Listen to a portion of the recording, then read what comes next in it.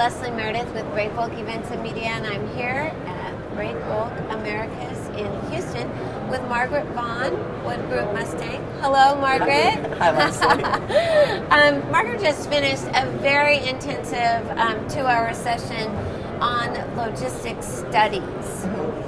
Well, logistics study, transportation study, feasibility study, whatever name you want to call it. Yeah. A lot of studies. Yeah, well, it's the planning before anything happens, the transportation logistics planning.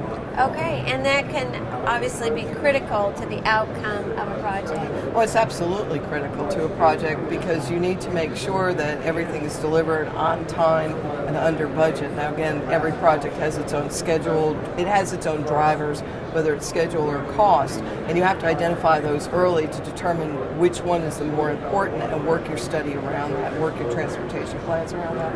You don't want surprises. Surprises always cost money. It's not good. It's not like Christmas, is it? No, they're not happy surprises.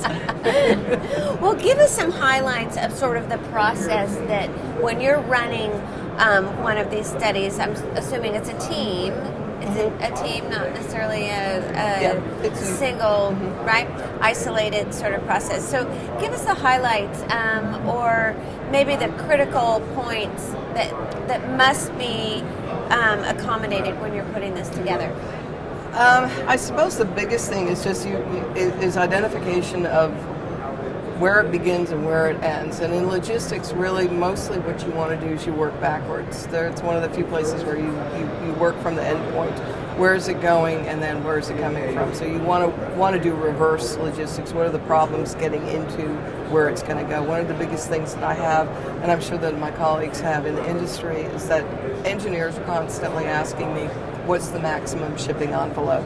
Well, the maximum shipping envelope is going to be defined by what the major constraint is, and most of the time the major constraint actually happens at the end point, because what have they built around it? How do you have to get in? So identification at that point, but really knowing where you're going, where you're coming from, where you're going to, and then you have to look at how to get there.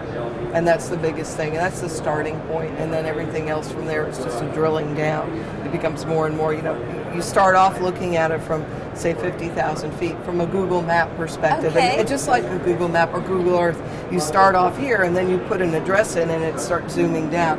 Well, as you zoom down, you start identifying some of the constraints and some of the obstacles and some of the challenges you can face.